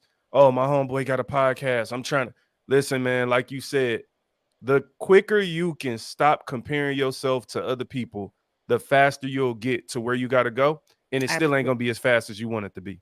It's Right, still going to take you time, but we slow ourselves down when we're trying to compete with other people, because the race in your life and in your purpose, you're not next to another runner. You right. on a track by yourself, Hmm. against yourself, fighting, denying yourself and everything that's trying to pull you away from purpose. So I love the way you laid that out. Bree, I want to get you out of here with a quick question, a two-part question. Um, Lashana talked about the distractions, facts. What up, Jarrell? Thanks to everybody that's listening, man. What's Appreciate y'all up? sharing and all that. It's a time and season for all, Brittany said. I feel that, Brittany. It is definitely Ecclesiastes 3. Like, it is a time and season for everything. All right, Bree. So before I get you out of here, I gotta know. And this question. Oh wait, we got one more comment. I want to show some love to the comments. All right, she says, "I'm so love you have this sharing with my friend." Oh, love, thank you. Growing up with Jesus, with what you do means so much because you do it with truth. Much love, Amen. much love to you. Thank you so much. Um, all right, Bree, we got this is a very important question. I know we talked about a lot of important stuff, but this is very important from the Jesus and sneakers lady. All right. First part of the question is, and we talking only sneakers, not the people, okay? Oh Are Lord. you Yeezys versus Jordans? What is the better shoe and why? I don't own a pair of Yeezys, but I hear that they're comfortable. The thing with the Yeezys is that they make monocolors. I think the only color that I seen that was bright was like a blue color. Um, They got a couple bright ones, like okay, but they just not the main ones. But you're right, like they are more mono in their I just answered the colorways. question without. I just answered the question. So here's my problem. I have a huge problem with you right now, Bree. Like I have thoroughly enjoyed having you on this podcast, talking to you. Your business is doing well. We talked about your struggles. We talked about a lot of stuff. And where you really lost me was that when you said the words "I don't own" and then followed up with a pair of Yeezys. I just don't. It doesn't. No. First of all, you started this show off because I listen to everything. You started this show off saying you like simplicity. You're a person that's about these. That listen, everything you described, like Jesus in sneakers belongs with a pair of Yeezys. And I'm also answering the question with the way that I'm responding. So we got one person that's Team Jordan, one that's I am definitely Team Yeezy. 100%. I'm for Yeezys. J, J, J, J. I Okay. have my personal reasons of why I don't have a pair of Yeezys because I actually want a pair. Okay. Um, but you have to admit Let's have this the conversation. Jordan ones come up has been unlike anything that we've seen. The colors, the designs, the partnerships with like college students, the partnerships with HBCUs, and collaborating with the Mexican drink. What is it? Jarritos. Do you know what I'm talking Uh, about? Jarritos. Yeah, Jarritos. Um, all the Yarritos. I don't speak Spanish, please. Juaritos. Juaritos. The Okay. J in Spanish is Hua, That like is so Juan. embarrassing. That is so Juan. embarrassing. That is so Juaritos. embarrassing. That tells you how much Spanish I know. But anyways, those are dunks. But you have to Yeezys isn't really collaborating with nobody. And So see this, okay. All right. So now I'm gonna give you all right. So now we gotta look at it. All right. So collaboration, we could give it to Jordan because I even saw what's my man name from Michigan? Roe. Rose Oh, Spit, he did the Jordan. Is it the yeah, Jordan 2? yeah, The dude that owns Burn Rubber, shout out to yeah. him. And everything they doing in the sneaker game. And I think they do a dope job of like representing like this region. You know what I'm saying? So I do think it's that I give you that, like the collaborations. But I will say that's probably part of just having a bigger brand. My brother Jarrell saying, come on, bro, Jordan way better with the hoodie. All right, all right. I have to agree. All right, so let me say this. All right, so I give you collaborations. I'm gonna respond about the Jordan ones. For me, with my shoe size, for whatever reason, I wear my natural shoe size is a 12 and a half. And so I always have to choose between 12 or 13 most of the time because a lot of shoes don't make a 12 Hmm. and a half. With the Jordan ones, it's not really a comfortable size for me. Like I like them, but when I wear the 12, they too tight, the 13, and I don't like flat shoes. So like I have flat feet. So like when it's a flat sole, I Hmm. it just don't feel good to me. So that's why I'm not on the aesthetic. I'm with you, but I gotta say this. Oh, go I ahead. Go ahead. Jump in. I definitely have to agree with you there. The Jordan ones are not as comfortable. They actually, you cannot have those on for a long time. Like they're not walking shoes. At They're all. they are basically stylish, and for you to say that I have a pair of ones. Um, And that's more my than often, problem. Like I my feet hurt after I take them off. That's truth be told. 100%. Okay, so let me say this. So this is my problem, right? Like, look, I ain't in college no more. So in college, I was J. I've had more J's in my life than I've had Yeezys. I just switched to Yeezys. What was it? 2 years ago. So like literally over the pandemic, I think I bought my first pair. But here's the thing with Yeezys. It's really two things for me. It is the comfort. These are literally the most comfortable shoes, excuse me, I've ever worn in my life. From a sneaker perspective, they're the most comfortable shoes. Mhm, And there are different levels of the comfort, like the different styles. Some of them have a softer sole, some of them are firm. Like, so it's kind of like a mattress when you choosing a mattress or a pillow, mhm, how it's like different ways to look at comfort. So I wore some Yeezys to Mexico last week because of the monotone and the comfort and the style. I wore it with my shorts. One day it was cold. I wore it one day out to dinner for a date night and dress more casual, cold. Like, so you could go smart casual to sporty.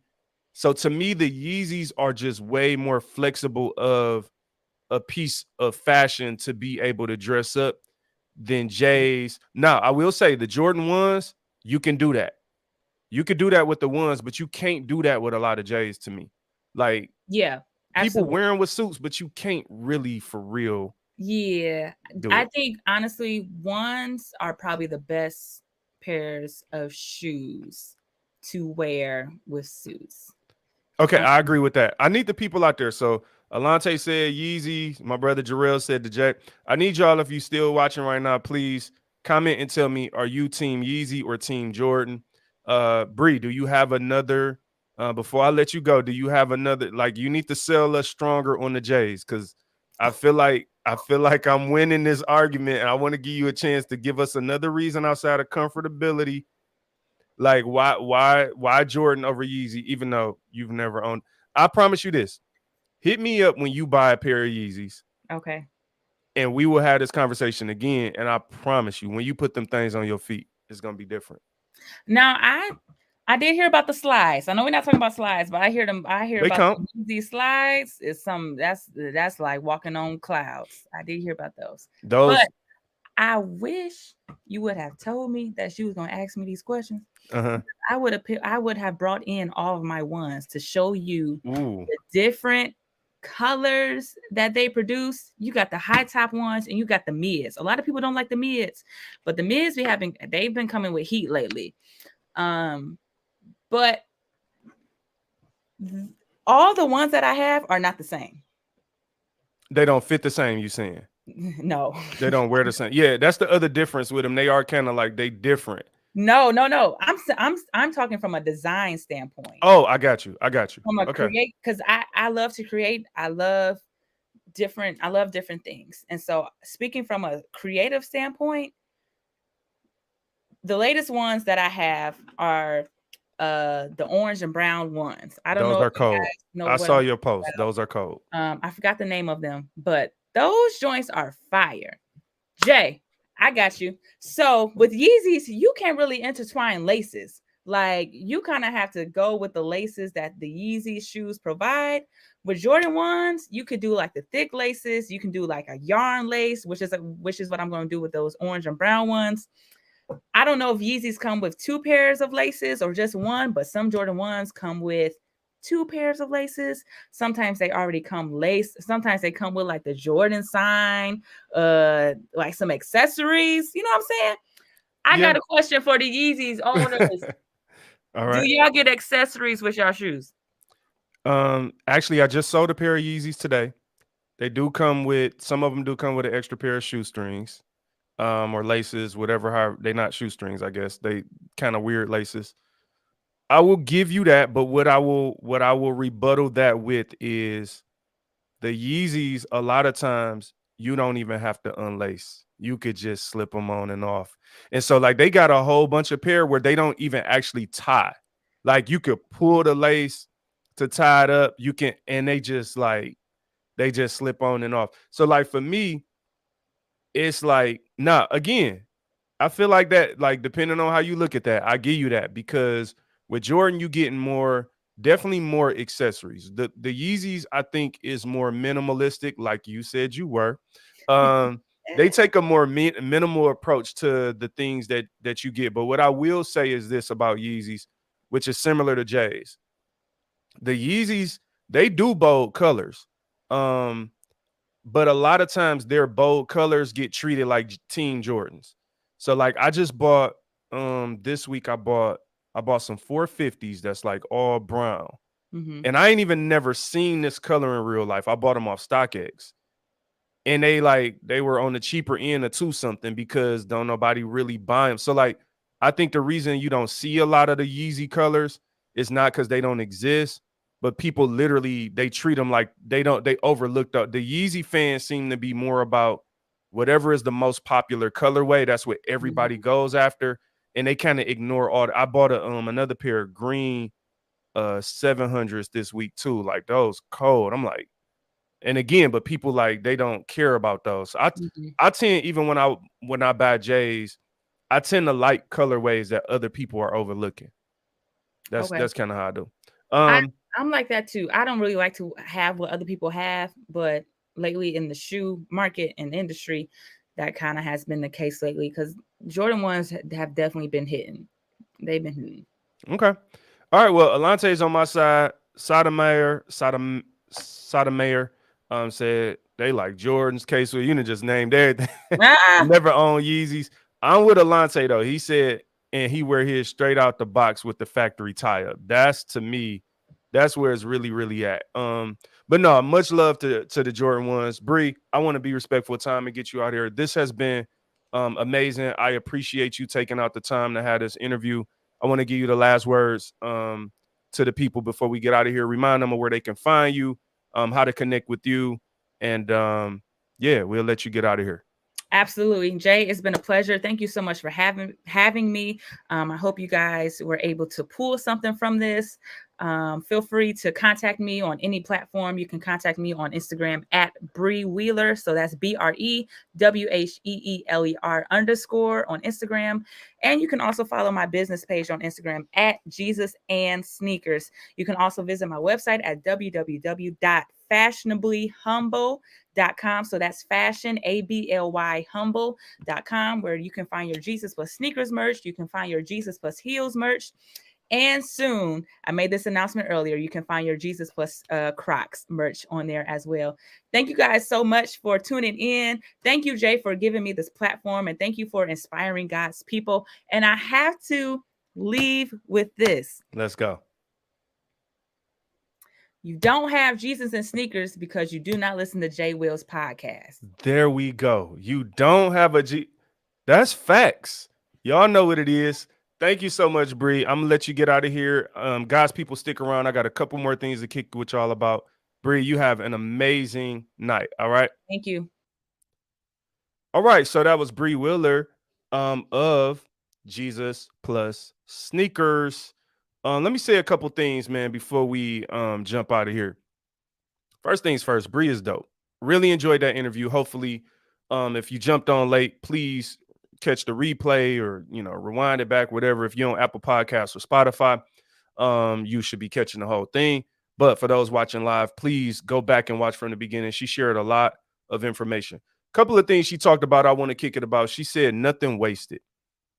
I think sometimes, man, when you out here in this game, whether you're an entrepreneur, a business person, whatever you're doing, you could feel like the effort that you're putting out is kind of pointless.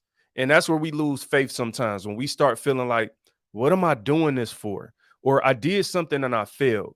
And I quit my job to start this business. And here I am, can't pay my rent or can't pay my car note. But I'm telling you, keep going, like finish the initiative. You get what I'm saying? Don't abort the mission because sometimes the blessing is on the other side of a checkpoint. You got to get to certain checkpoints when you are in your purpose, when you're going after your dreams, even if you're in your career. Don't quit prematurely. And a lot of us, what happens is we allow that premature doubt and that second guessing to creep in, and it might be legitimate. Like you might literally be like not paying your rent. You might literally not have the money you need, and you look into the person on the left, the looking on the person on the right, and you kind of feeling like, bro, I'm tripping. Like I gotta give up on this. And sometimes we give up on things too early. But Bree said it, nothing wasted. None of that effort is wasted. None of that energy is wasted. None of that faith is wasted. Keep having that faith, man. I don't care what nobody talking about. At Inspire God's people, we are trying to talk to the God in you, talk to God's purpose in your life. And that's why purpose is important, is because sometimes your purpose is buried under all the doubt and the negativity in this world, all the worldly advice you've been getting, all the worldly perspective you've been getting that wants you to chase your ambition outside of Christ. No, we are not just chasing ourselves as if we're God. We're chasing what God put in us. We only want what God put in us. We don't want nothing else. We only want the dreams to come true that God birthed and placed in us, the seeds that he's planted. So at the end of the day, man, don't quit prematurely. Nothing is wasted. I love that Bree said, nothing is wasted. Here's another thing I want to talk about that Bree talked about. It's the importance of investing in yourself. Now, I've been thinking about this a lot lately because I made a post even yesterday about the importance of investing during this season and how even though we're in, I really don't know, are we supposed to be in a recession? Or are they saying we are or not? They changed the definition of recession. But one thing I know is that you have inflation, you have organizations are cutting jobs, you have a macroeconomic situation that is not ideal. You have the housing market prices are slashed about 35%, I believe, year to date. So if you were to sell a house, for $500,000 at the top of the year, right now you're only getting, 480 for that same house, 485, something in that range. So my point is there's definitely a situation that could be negative as it relates to the economy and finances. Investing is important because the psychology of people is to run away from investments during these times. But the people who are wealthy, do your homework, read about Warren Buffett and all these people who made their money in the stock market and things. They didn't make their money while things were going well. That's something that we seem to have mixed up, those of us who aren't wealthy, because we follow the trends and the waves. And we do the same thing as we invest in ourselves. We trying to wait for ourselves to blow up to believe in ourselves. No, you got to invest in yourself when you seem like you ain't worth nothing. When you seem like you done lost it all. When you seem like you just a bum. Like you need to invest in yourself then, because when you invest in something at the lowest, it is more risky, but that's when you get the greatest return. People have the greatest stories when they overcome the greatest obstacles. And I don't want you to give up just because you feel down and out right now, or just because you're looking at the next person and it seems like their life is so perfect. I want you to believe in yourself, but you got to commit during the down times. So I've been thinking about how to explain the idea of investing, whether you're talking about literally investing in a stock market, cryptocurrency, real estate. I'm going to talk about that real quick. but also as it relates to investing in yourself. I believe these things, these ideas and principles are interchangeable. So let me first talk about the psychology of investing. All right, the psychology of investing is like railroads and roller coasters. You feel me? A roller coaster goes up and down. It has really high peaks and really low valleys. People are afraid of roller coasters, but then people love roller coasters because they're exhilarating. They're afraid of them because they're afraid of heights and the drops and the twists and the turns, and they feel like their stomach might turn or they might get sick or nauseous or something like that.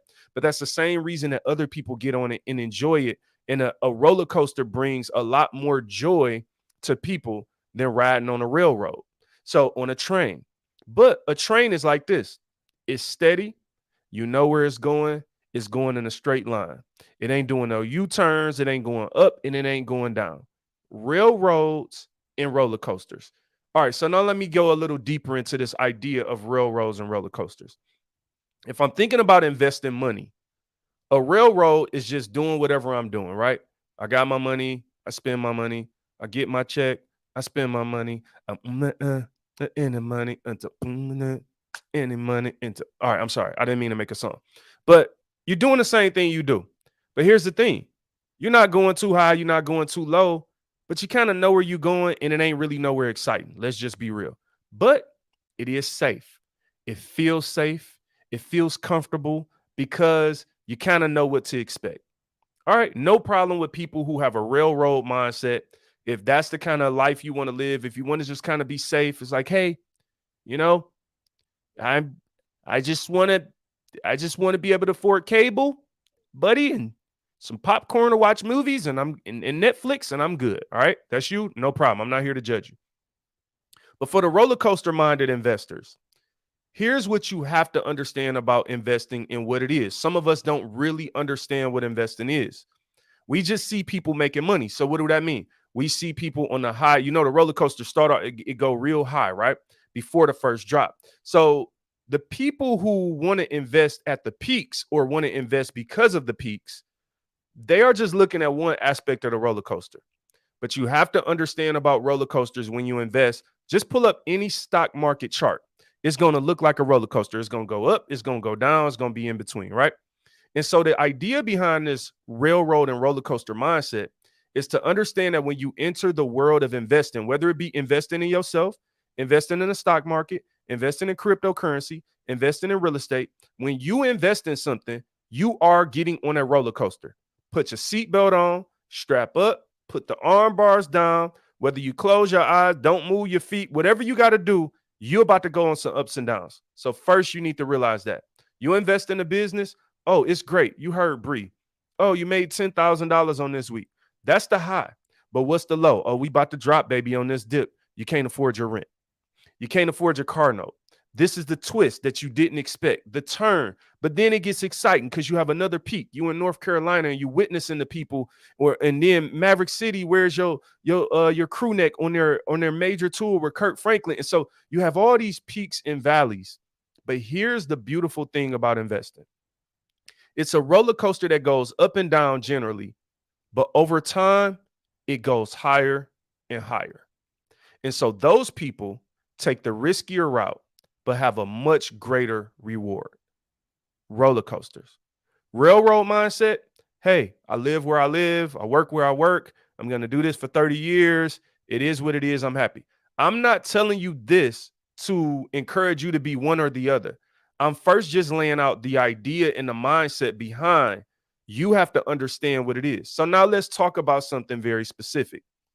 Because as we've been talking about investing, I'm going to start with real estate. All right. I want to start with real estate and think about this. Y'all follow me. This is for the people that's really serious about investing at this part of the show. So when you think about real estate, one of the mistakes I think people make is they don't really have a strategy as it relates to real estate investing. And if you are a person that's like, well, I'm not a real estate investor, here's what I actually believe. I believe that anyone who is not homeless is a real estate investor. Real estate is one of those interesting things that actually impacts like mostly everybody. You feel me? Like it literally, if you're not homeless, you're either renting, right? So that means you have a landlord.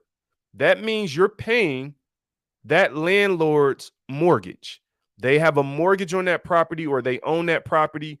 You are paying them, right? You're investing in that property literally as a renter. You're still in the investment cycle.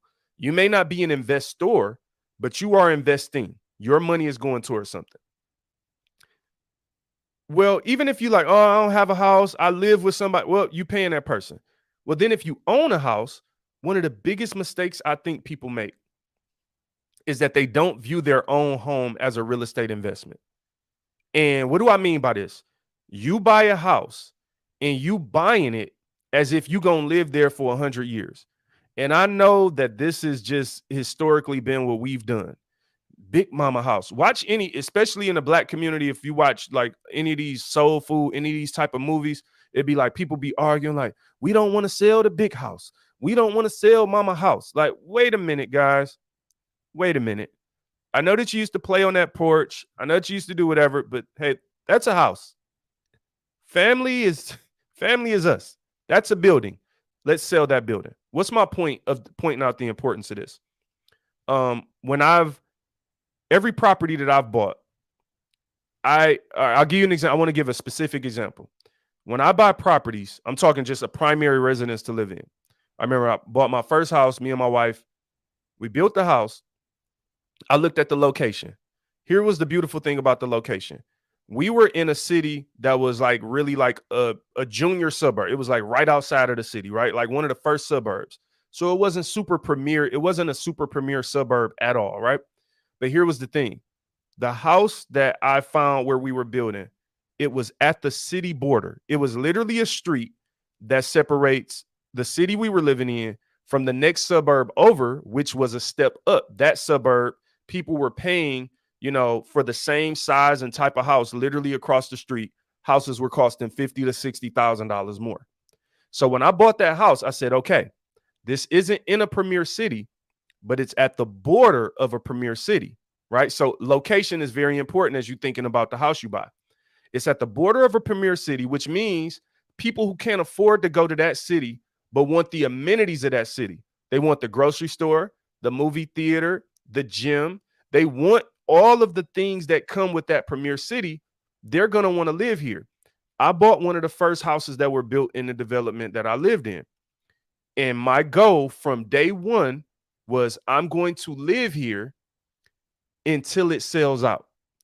And the moment they sell out, I know that this is going to be a premier destination because you can get in a nice suburb for $50,000 to $60,000 less than if you literally, when I say across the street, I moved at the border and literally priced the houses across the street.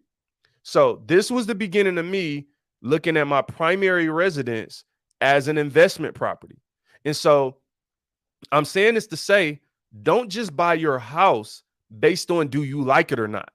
Now, unless you're wealthy and it is up to you. But I'm saying if you have an investment mindset, you need to buy a home with the intention to resell it. Here's another key, guys. After 2 years in the United States, if you live in a primary residence for 2 years, 24 months, when you sell that property, the profits are tax-free. Okay. This is why I say I think one of the biggest mistakes people make is not looking at their primary resident as a real estate investment property. Wait a minute. You mean to tell me I can buy a property in a nice location with the intention to resell in a few years, live in the property for 3 years, they sell out of the development. I instantly tell my wife, we are about to sell this house. Your wife, guys, she's going to look at you like you're crazy. This happened to me. She looks at you as if you're insane because she likes her home. Because again, we come from a community where it's big mama house and we got to live here for 50 years because we found a nice house and nobody wants to move. No, thank you. You get to that point, you can sell your house, make a profit. The profit might be the amount of your salary. It might be more. It might be a little less. But here's the difference. When you make your salary at work, you pay taxes every single paycheck. But you mean to tell me there's a law in the U.S. that if you live in a primary residence for over 2 years, that you could sell that property and you do not have to pay taxes on the income? Well, whoop-de-doo, people. Here is a way for people who are completely broke. If you're like me, you came from poverty, or you have no idea how am I going to make money, but you keep living in houses. But here's the problem. You keep buying houses that only you want. You keep buying houses in weird locations and weird neighborhoods when you could afford it to think a little more or be strategic about the property that you're choosing. And guess what? You can have a 6-year plan to flip 3 properties and make at least twice as much money as you make in your regular everyday life. And this is just one of the ways that I think we don't talk about investing. Literally viewing your primary residence as an investment property. And so instead of going into a house and just being happy to have a house and you want to live there for 50 years because you got a cute house, I get it. Now, I also understand that may not work for you. Your kids are in a perfect school, or you really like your neighbors. I'm not saying this works for everybody. I'm giving you one example of how real estate, I believe, is being overlooked, and it's more focused on the fix and flip and all those things, which are really good things. People make millions of dollars. I'm not here to knock any of that. I'm just here to give you at least another way to look at it. Now let's move on beyond real estate. We're talking about an investor's mentality, right? And being able to be on a roller coaster. The problem with some of us is we want roller coaster results and thrills, but we have a railroad mentality. And the thing is, I've never seen somebody get off of a train like Amtrak or something going somewhere and be like, "Woo! Oh my goodness! Woo, that was crazy." But no, if they do, then it's probably a safety concern. But when I go to an amusement park and you see people getting off that roller coaster, people be so excited. They be like, some people running back to get on it again. Like people wait in crazy lines for 3 hours to get on a roller coaster for the thrills of it. But you got to understand there's the ups and the downs. Why am I talking about the ups and the downs so much? As an investor, you have to understand. Now we're specifically talking about money. So let's think about the stock market, think about cryptocurrency. You have to understand that you should never be investing money that you can't lose, because you will get to those down moments. You are not going to make every perfect decision, every perfect investment, and every investment isn't going to return in 2 weeks, and you're not going to get rich off of Bitcoin tomorrow like people think they are. And maybe 5 people did it and you saw their story and you think you're going to be next, and it's not you. So when you have an investor's mentality, whether you're investing in yourself, in Bitcoin, the stock market, you have to be prepared for the ups and the downs. And you have to have realistic expectations about the fact that it's not going to be a smooth ride necessarily. But if you remain consistent during the down times, it will rise again. You will see that roller coaster go up, and you will be able to get off and be excited about it. Now, I want to talk about cryptocurrency a little bit because a lot of people who know me know that I've studied about cryptocurrency quite a bit over the past few years. So, my friends send me different stories or things like that. And you've had a lot of crazy things happening in crypto. So I want to talk about it a little bit. One of the mistakes that people make is they look at the downside of something and they look at it with a finality. Almost like some people are happy that things go wrong. Like, look at that. Crypto is messed up. It's a scam. It's this. Listen, I'm only just going to tell you what I believe. I believe that you don't see wealthy people remain quiet a lot of times because behind the scenes, they know that when fear is high and things are really low, prices are really low, that's when they choose to invest. And that's when they take advantage of things when the stories look horrible. I was around in 2008, 2009. The housing market was crazy. It was horrible. It was, no, don't get whatever. People was losing their houses left and right. And guess what? People, if you would have bought houses back then, it would have been a really good investment. So my point is, too many of us are controlled by the narrative in the storylines, in the headlines, and that's why the headlines exist. And a lot of times they exist to purposely get us off track and to take us away from whatever. And headlines can be literal headlines, or they could be the negative people that you allow to be in your life, or they could be some of the worldly TV shows or worldly advice that you're getting, because a lot of worldly advice is a headline. It's like people float around videos and stuff on Instagram and memes all the time, and it's a person that got 1 million views and they making no sense. That's a headline to me, and I'm ignoring it. So my point with all of this is, for those with an investor mindset, You have to understand. I want to give y'all some thoughts around cryptocurrency as an example. And this is not financial advice, and this is not me telling you to go invest in cryptocurrency.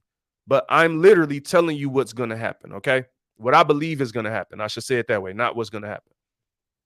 What I believe is going to happen is this: that right now, while things are down, poor people are going to continue to be controlled by headlines and laugh at it. Ha ha ha, that's stupid. Whatever, whatever. And you're going to have wealthy people looking because they know what it is. And they're going to be like, you know what? Let me swipe up a couple million of that. Let me swipe up a couple million of this. I'll take those stocks, that cryptocurrency. I'll take those properties. And then in 3 to 4 years, when all of the headlines change, those people are going to make life-changing wealth, generational wealth. They're going to profit generational wealth. And you know what happens too often? The poor people who are controlled by the headlines, they try to invest at the height of the roller coaster. All of the profit has been made now. I'm telling y'all what I believe is going to happen is, whether it's Bitcoin or whatever, Ethereum, whatever cryptocurrency, nothing in particular. I'm not telling you to invest in anything in particular. I'm just telling you what I believe is going to happen is right now crypto is going through a really dark phase, just like the rest of the world with different things. You've had FTX and a lot of things. A lot of these companies went insolvent and went under, and I'll talk about that in a second. And what happens is people from the outside who don't really understand even what it is, they don't understand the technology of blockchain. They're like pointing a finger like, oh, it's a scam, it's this. And those same people in 24 to 36 months, whatever, I don't know the timeline that things are going to turn around. Whenever it turns around, those same people are going to be trying to jump on Dogecoin at that time. And I'm just telling you, that's the formula for failure. When you try to invest in something at the top, that's the failure. People who just always try to use things, y'all, I'll use Kirk Franklin as an example. Imagine if you were the person that discovered Kirk Franklin, right? You saw him when he was 17 years old. He was playing a piano in a parking lot. Nobody knew his name. That's his low point. If you would have invested in Kirk Franklin at that point, you would look like a genius right now. But let me be honest. Kirk Franklin right now is probably at the height of his career. If I called you tomorrow, I was like, hey, man, it's this cat named Kirk Franklin. You got to pay attention. You got to. Kirk, it's an actor named Denzel. Let me tell you something, bro. He gonna be the next Denzel. Like, hey, dog, if I told you about Denzel Washington today, as if you hadn't heard of him, at the height of the roller coaster, you would literally think I was out of my mind. If I would have told you about Michael B. Jordan, like anybody who said he was gonna be the next, actor that's in a bunch of movies when he did Fruitville Station, and before you had his muscles, you would have been looking like, oh, he was all right, whatever. I never even seen that movie. But if somebody come to you now like, hey, man, he next up, they're going to be like, hey, duh. What's my point? Let's take that same mindset right now. There are people out there right now that's going to wait until these investments go to their height. And then they're going to be like, hey, you did ever heard, you better get on the Bitcoin. You heard of the Bitcoin? It's going to be like, yeah, it's $95,000 for one of them. I've heard of it. Now, I'm not saying this for you to go out and buy any Bitcoin or anything like that. Vicky Mac found him, started a label off of him, and became music executive and label owner as a result, and somewhere retired and chilling out. Love it. Thanks, Malloy. So that's the person that discovered Kirk Franklin. That person is well off right now. If you think you're going to discover him today, you get nothing. So what is my point? What I'm trying to encourage people to do is to research investing now. When the world seems, I'm not telling you to go invest in anything. Hear me clearly. This is not financial advice. I'm not telling you what to do with your money. But what I am urging you to do is that now is the time to research. And if you want to look at stocks, if you want to look at cryptocurrency, now is the time that you should be researching and studying, because it's all on fire. These companies have lost money. The stories, the headlines look horrible. So if you buy it now, you're discovering Denzel Washington at the YMCA. And we know, or at least we think, he's going to be Denzel Washington one day. Now, you got to also understand, you're not going to be right about every Denzel. You know what I'm saying? Some of them, you might have invested in Charles Washington at the YMCA, and Charles still there now.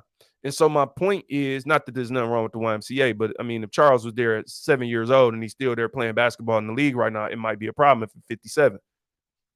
What is my point?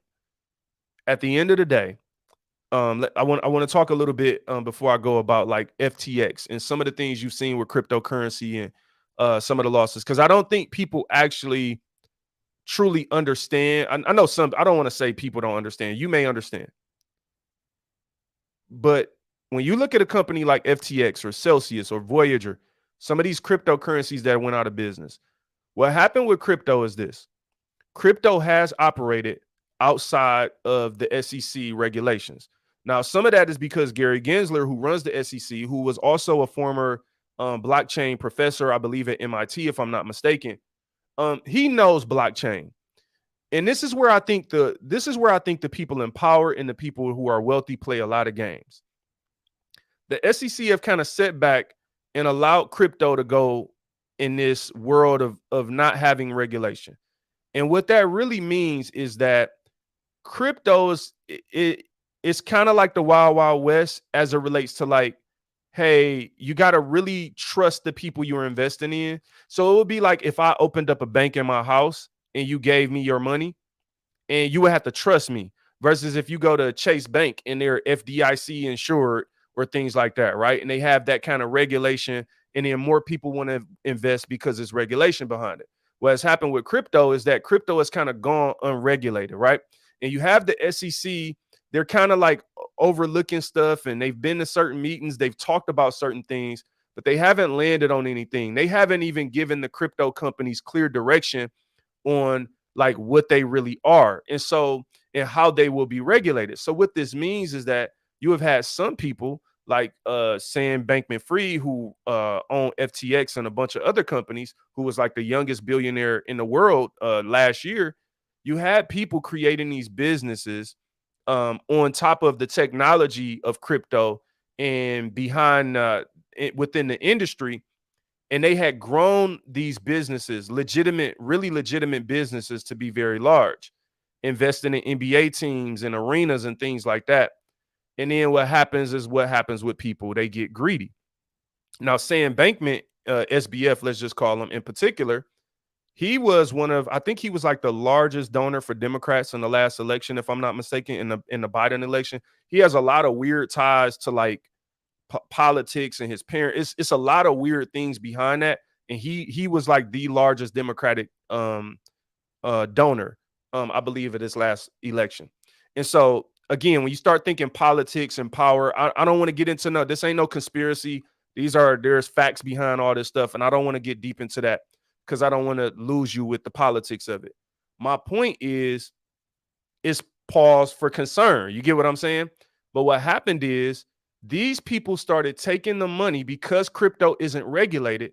They started taking the money that people were investing, and it was so much money because the economy was doing so well that they started taking and playing leverage, meaning they started taking higher risk. And imagine if you put your money in the bank and then the bank invested with your money, but in high risk. Remember, we talking about a roller coaster, high risk, you know, high, what is it? High risk, high reward, but I'm not thinking about the reward. Like, I can't even think of it. Like higher highs, lower lows. That's what I'm trying to say.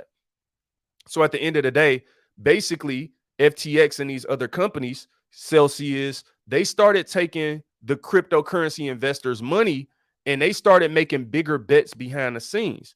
When the economy turned and things started getting flipped upside down and their investments started losing value because they over leveraged themselves, they took too much risk, but they used other people's money, and they did it without their customers knowing.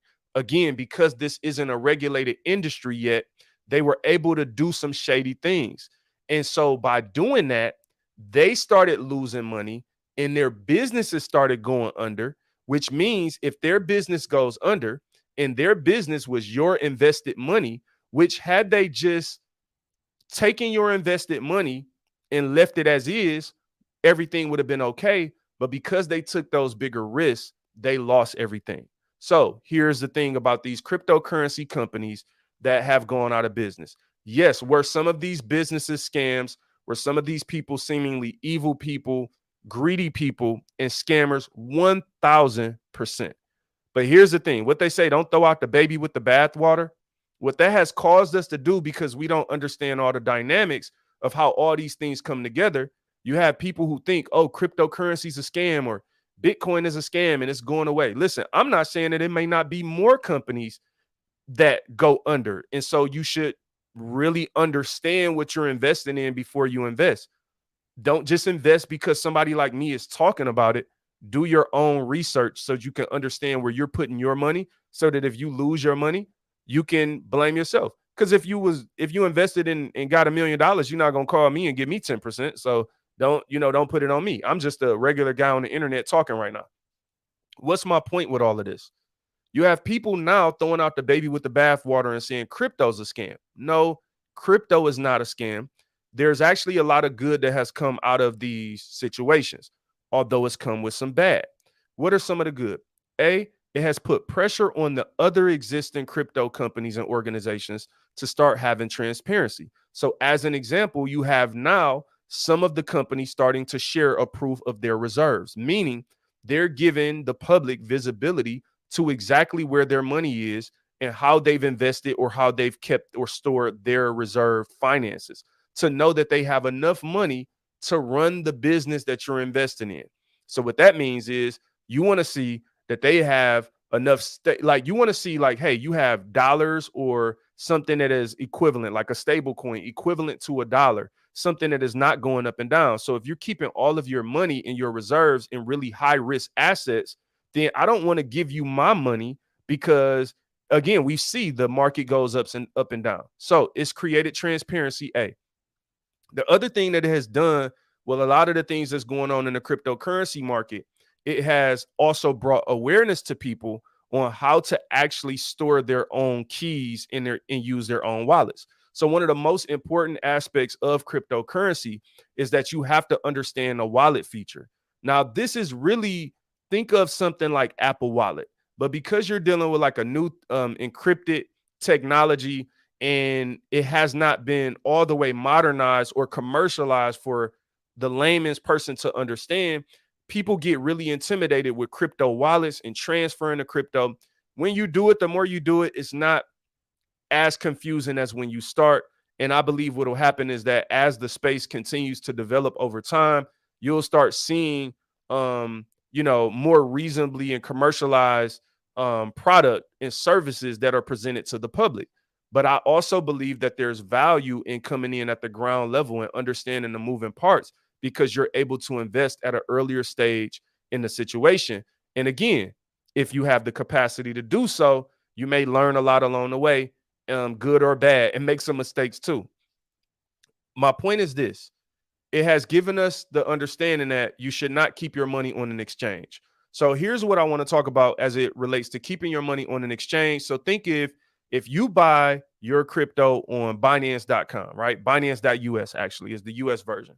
That's like the biggest cryptocurrency exchange in the world. So if you buy your crypto on Binance, let's say you buy two ETH on Binance. What most people were doing, including myself, historically, is you would buy that on Binance and just leave it in your Binance wallet. But remember, this is one of the things we've learned through the last couple of years of seeing how this crypto market isn't regulated yet. Excuse me. If you leave your money in a bank, it's FDIC insured up to, I think, $250,000. So you can leave $250,000 in your Chase Bank app account, comfortably knowing that if for some reason some fraud or something happens, it's insured and you'll get that money back. But imagine with crypto, where it is not FDIC insured. In some instances, the US dollars are in some places, but the crypto is not FDIC insured. This is where the regulation and things that need to happen. And I'm no expert on that aspect. I just understand it enough to understand it. But you can't safely leave your money on a crypto exchange, because if it's on their exchange, it is actually their money. They can do what they want to again. So if they want to invest your money on the back end and take risk and leverage with it, you can't control that. So one of the things that we've learned through this process is to have your own keys, to have a hard wallet. So instead of you using a wallet on their site, you would go and purchase your own, like a Ledger wallet, right? You would go purchase a Ledger wallet and learn how to actually, which is kind of like, just picture like a little chip, like a flash drive that you would actually be able to store your crypto on there. It's encrypted. You have uh, secret phrases and things to access it. It's super, like, it actually make you feel like Tom Cruise. I'm gonna just keep it a bean with you. Like you feel like you Mission Impossible. But my point with all of that is that it has taught you the importance of, hey, I may purchase the crypto on Binance, but as soon as I could transfer it off of Binance into my own wallet, I need to do that just in case. So if Binance goes up and they go out of business, then my crypto isn't on there.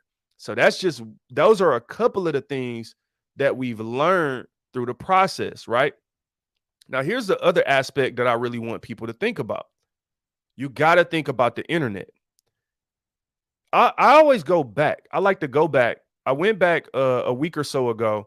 I should find that. You know what? I've never shared. I don't want to start. I don't want to share my screen because I'm live. I need to practice that.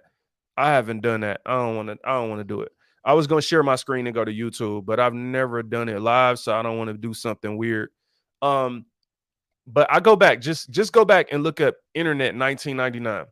Last week I looked up the internet. I just searched on YouTube, internet 1999.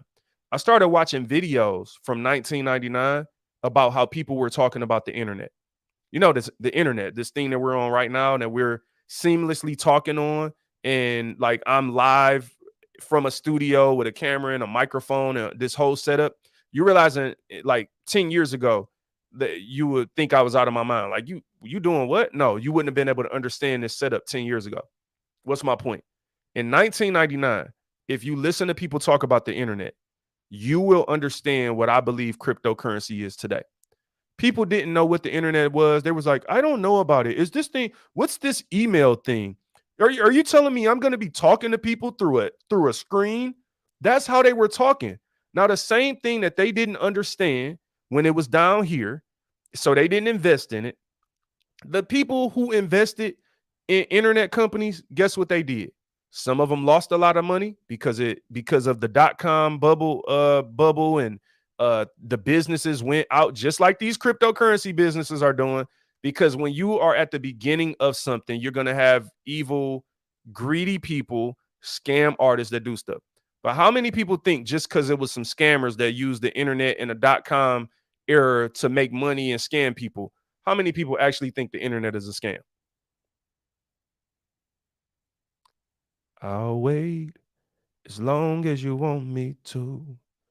I'll wait. I'll wait. I will wait. Don't make me keep singing. I'll wait as long as you want me to. We know the internet isn't a scam, but I promise you, go do it. Please do me the favor and go look. Y'all gonna make me pull it. I'm tempted to pull it up. I'm tempted. I'm really tempted to go ahead and just pull it up. I'm not gonna do it though. I want you to look up Internet 1999 and just see how people talked about it. How many of y'all knew what a Tesla was 10 years ago? Also, because George Blankenship was one of the top executives at Tesla. And where was I at? I was at an event in Chicago, and he was the keynote speaker earlier this year in April. And he talked about his time at Tesla and working for Musk and all this stuff. Hey, Lillian, how you doing? And George Blankenship he talked about his time at Tesla, and I'm like, what? And I went in YouTube videos of him 9 years ago as an executive at Tesla giving a speech, and I'm like, I never even heard of Tesla back then, 19 years ago. But guess what? Had I invested then, before everybody had an electric car, maybe I'd be a trillionaire by now. Again, investing is about finding things before they are what they're going to be. Miss Nikki says it's the random song. Listen, it's always going to be a random song in these podcasts. Y'all know that.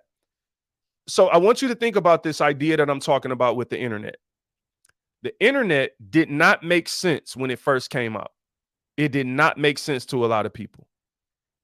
But it makes clear sense to us today because it has developed. I'm just putting it out there publicly.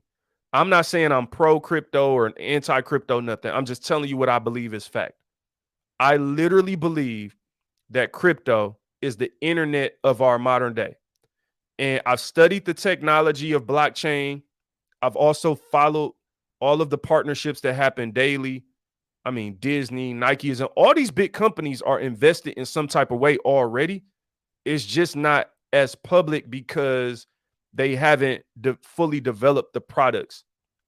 I talk about something on this podcast for y'all who've been with me for a couple years. We talk about contributors versus consumers. And one thing you will learn about me is that I believe in being a contributor. And I believe what keeps us in poverty and what keeps us really at the bottom of the barrel is that we're nothing but consumers a lot of times. And I'm not downgrading consumers or speaking bad about a consumer, right? Because we're all consumers. I do think we should consume. That's what keeps an economy growing and going. But some of us are strictly and exclusively consumers. That means we only understand how to consume things, but we don't understand how to contribute. And right now, I'm trying to speak to the contributor in you, to the person that says, I want to find LeBron James when he's 13 years old and say he's going to be a great NBA player. I want to find Wayne Gretzky when he's 16 years old and say that guy's going to be dope at hockey. I want to find Tiger Woods when he's 12. Like, those are the people who have the greatest reward.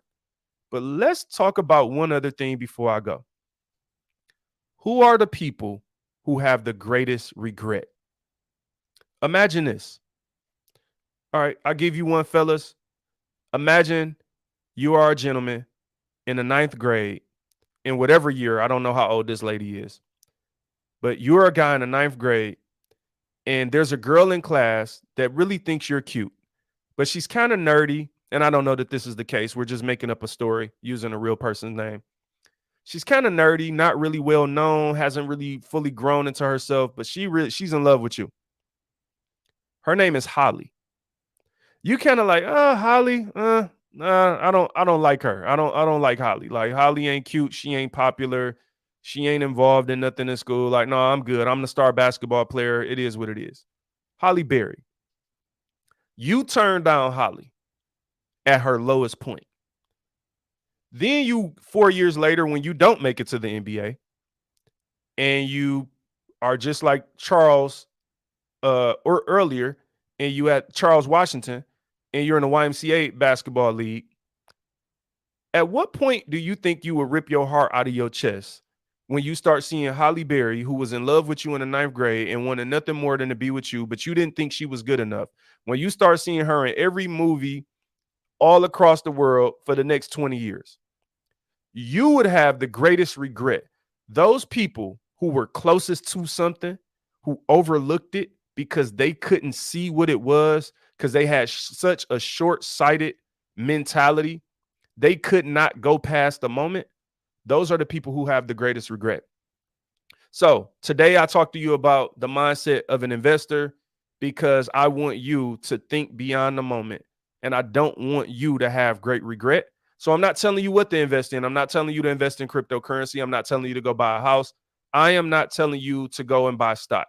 But what I am telling you is that those things are assets that if you buy them at the proper time and if you research them and understand what you're spending money on, understand that there is risk involved, and this is not financial advice. I am not a financial advisor.